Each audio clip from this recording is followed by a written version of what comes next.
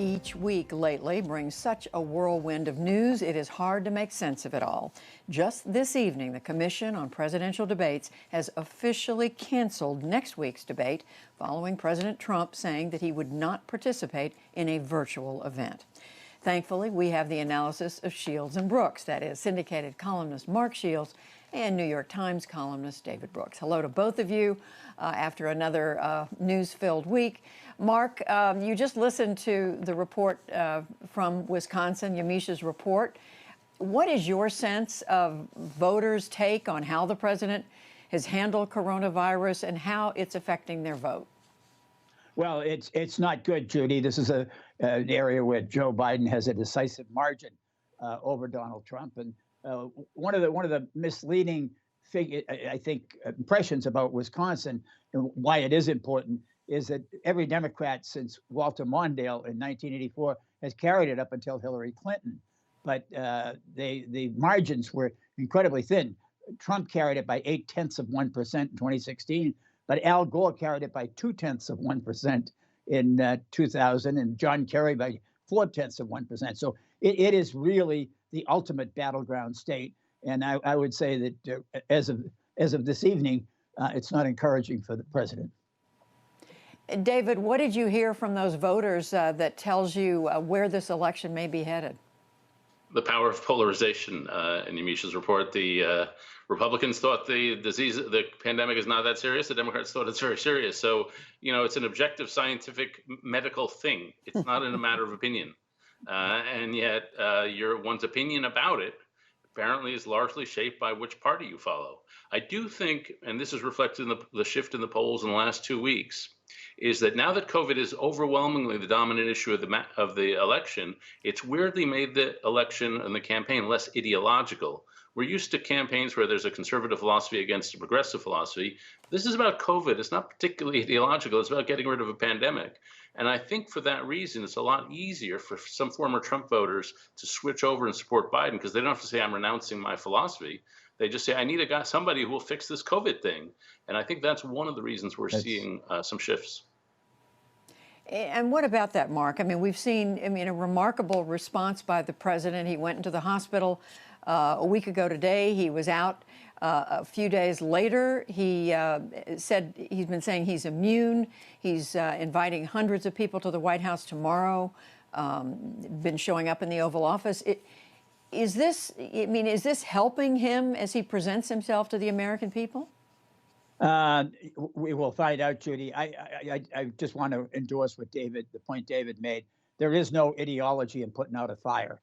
There's no ideology in rescuing a child from a burning building. I mean, this is not a question of philosophical.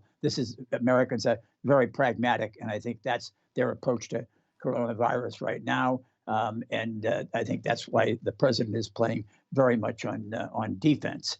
And as far as the president is concerned, I really think that you can feel in the air that there's a certain desperation in his candidacy, and you talk to Republicans, and all I'm reminded of is 1980, which was a 2 to 3 point race all through the fall between Ronald Reagan and Jimmy Carter, the incumbent, and then the one debate resolved it, and the doubts about Reagan were resolved, and voters did what they wanted to do, which was to terminate President Carter's time in the White House. I think the same sentiment is pervasive now, that voters want to really terminate Donald Trump's contract and get the United Van Lines over to 1600 Pennsylvania before the 20th of January. David, what do you make of what we've seen from the president over the last week? Air of desperation, as Mark said?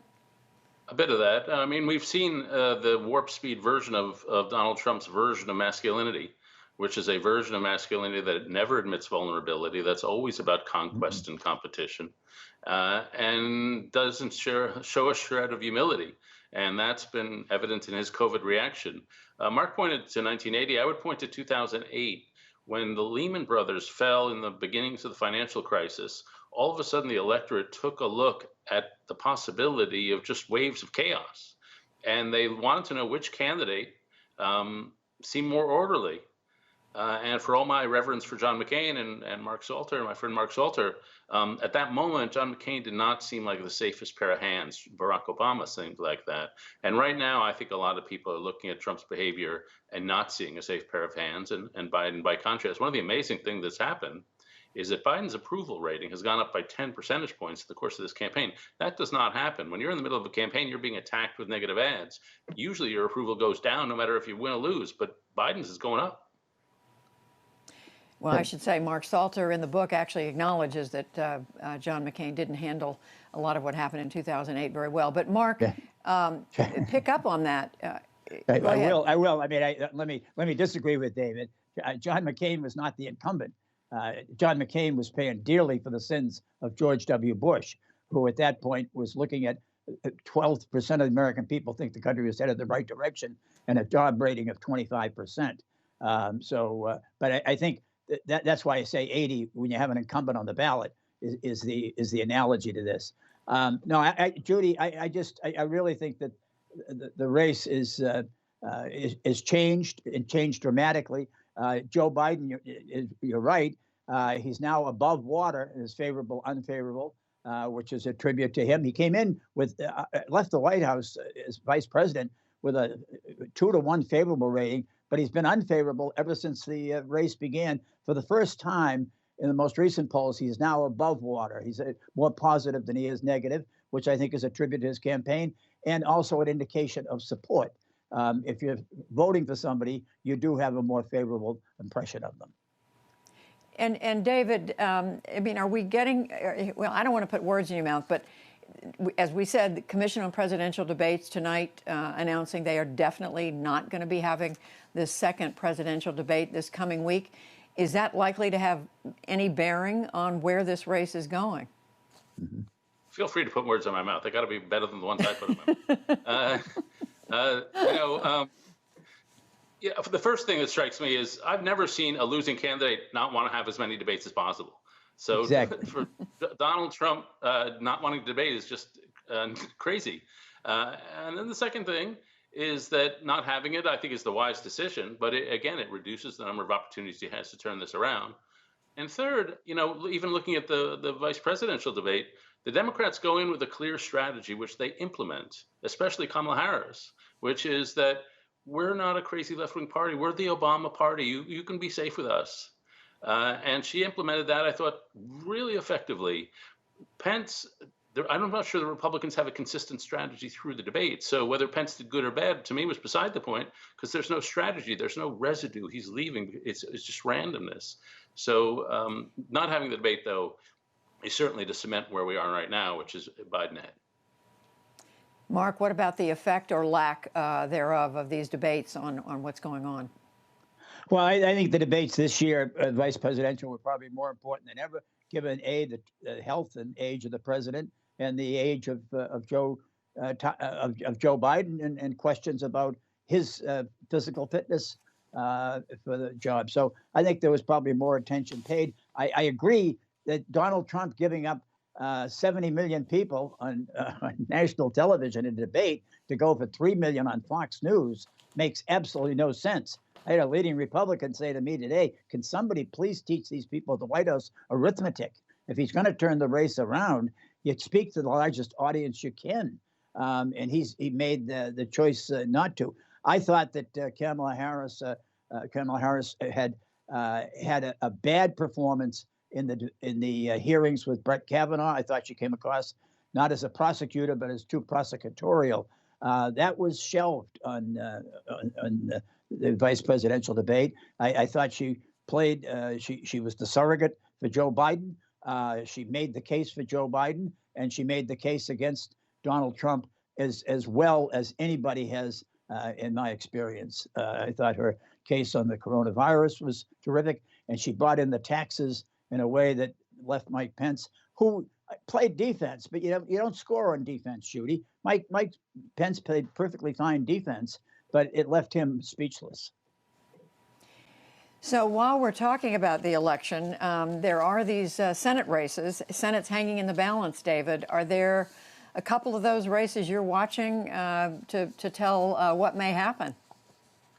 Well, obviously, we're sort of transfixed by the South Carolina race. The Lindsey Graham suddenly tied with Jamie Harrison. That's astounding. And then in North Carolina, we had what seemed like a Democratic pickup with now suddenly a toss-up because of a sex scandal. And so overall, the sense from the Republicans, senators, and the Republican staff that I talked to is there's just a gigantic stone around them, and they are struggling to rise above Donald Trump, and they're finding it harder than even in past times when they have to run with an unpopular candidate. But we do have these odd things happen, like in North Carolina. And Mark, races you're watching, Senate races you're watching. Well, I mean, South Carolina, I agree. I mean, the historical irony, the remarkable, miraculous event, if in fact Jamie Harrison were to win and defeat Lindsey Graham, that means that South Carolina, Fort Sumter, where the Civil War began, would be represented in the United States Senate by 2 African American senators. That is remarkable in itself. The North Carolina race, I mean, talk about a blown opportunity. And Cal Cunningham, veteran, family man, state senator, raised all this money, running ahead, and gets exposed for carrying on an illicit affair in the middle of the campaign, is all of a sudden made it a race. And if the Senate balance hangs, majority hangs in the balance of North Carolina, his name will live in infamy in Democratic circles because he had a significant lead over Thom Tillis. But I think Iowa is fascinating. I think Maine is fascinating as well. And I think Arizona is now put away for the Democrats, it appears. Well, with 3.5 weeks to go, we are going to leave it there. Mark Shields, David Brooks, we thank you both. Thank you.